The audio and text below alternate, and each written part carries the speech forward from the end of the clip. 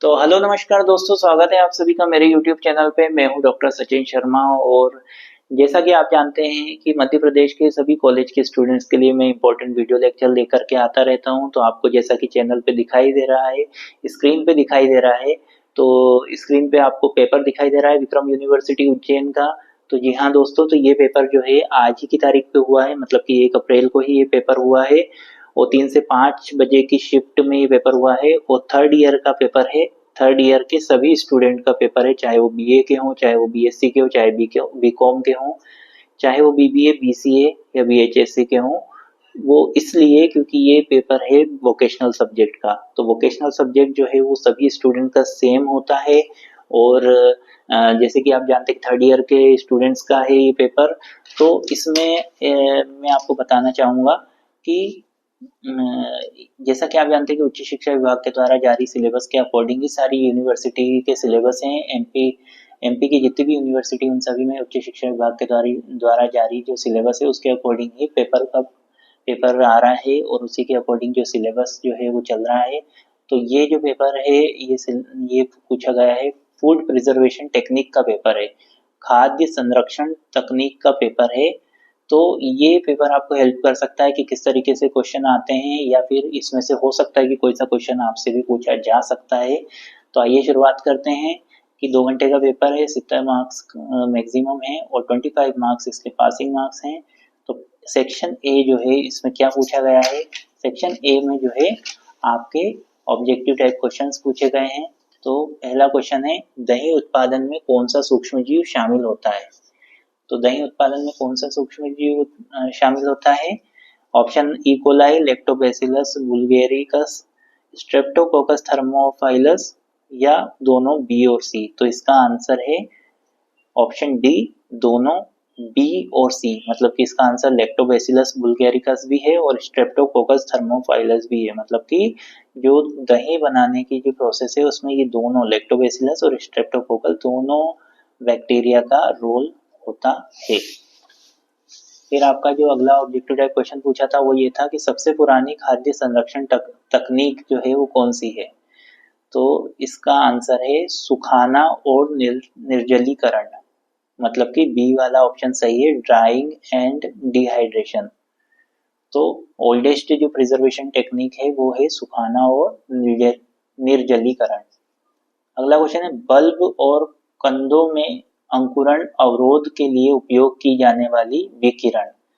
तो यहाँ अलग अलग विकिरण की जो बता रखा है कि 1 किलोग्राम से कम, 1 से 10 किलोग्राम, 10 किलोग्राम से अधिक, या इनमें से कोई नहीं। तो इंग्लिश में देख लेते हैं क्वेश्चन क्या है। The irradiation dose used for spront inhibition in bulbs and tubers। तो इसका आंसर है लेस देन 1 किलो। ए वाला ऑप्शन सही है।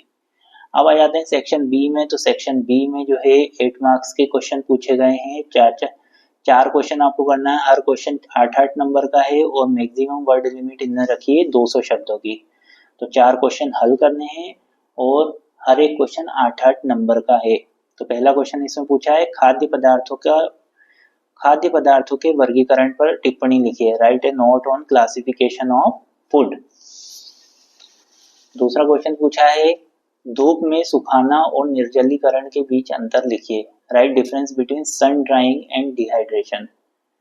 फिर है, वाष्पीकरण को प्रभावित करने वाले कारकों पर प्रकाश डालिए, throw light on factors affecting evaporation.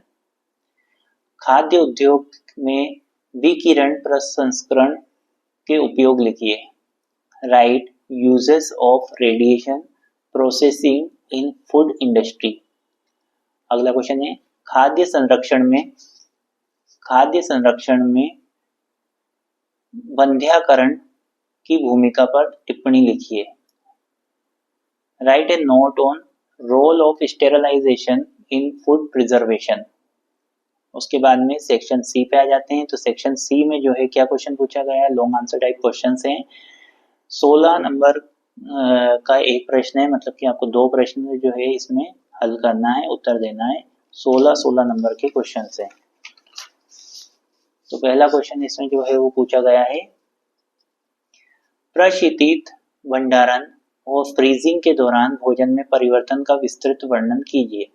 Describe the changes in food during refrigerated storage and freezing in detail. अगला क्वेश्चन है, खाद्य उद्योग में निर्जलीकरण के लिए प्रयुक्त किए जाने वाले विभिन्न ड्रायर्स का वर्णन कीजिए। Describe about the different types of dryers used in the food industry for dehydration। अगला क्वेश्चन है, वाष्पीकरण की परिभाषा लिखिए। खाद्य उद्योग में उपयोग किए जाने वाले वाष्पीकरण के प्रकार और अनुप्रयोग लिखिए। Write definition of evaporation, write types and application of evaporation used in food industry. अगला क्वेश्चन है, विकिरण द्वारा खाद्य संरक्षण पर निबंध लिखिए। Write an essay on food preservation by irradiation. अगला क्वेश्चन है,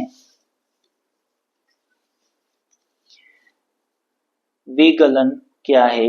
विगलन के दौरान परिवर्तन और खाद्य पदार्थ पर इसके प्रभाव को समझाइए। What is थॉइंग? Explain the changes during thawing and its effect on food। तो जैसा कि आप देख रहे हैं दोस्तों कि ये आपका क्वेश्चन पेपर था विक्रम यूनिवर्सिटी का फूड प्रिजर्वेशन टेक्निक्स, जो कि वोकेशनल सब्जेक्ट का एक पेपर है। तो इसी तरीके से मैंने अपने चैनल पे जो है सभी सब्जेक्ट के प्लेलिस्ट बनाई हुई है अलग अलग क्लासेस की, तो आप चाहें तो उनको भी देख सकते हैं। First year, second year, third year की प्लेलिस्ट है। फाउंडेशन कोर्स के ऑब्जेक्टिव टाइप क्वेश्चंस भी मैंने सॉल्व कराए हैं। उसके बाद आपके जितने भी पेपर हैं उन सभी सब्जेक्ट के मैंने इंपॉर्टेंट क्वेश्चन निकाले हैं उच्च शिक्षा विभाग के द्वारा जारी सिलेबस के अकॉर्डिंग। तो आप जो है मुझसे जो है अगर आप चाहते हैं कि आपको और भी कोई से डाउट हो या किसी चीज़ के बारे में वीडियो लेक्चर चाहिए तो आप मुझे बता सकते हैं। मिलते हैं नेक्स्ट वीडियो लेक्चर के साथ में। तब तक के लिए नमस्कार, धन्यवाद। और इस पेपर को आप अपने दोस्तों के साथ भी शेयर करें और चैनल को सब्सक्राइब करें और दोस्तों को भी कराएं। नमस्कार।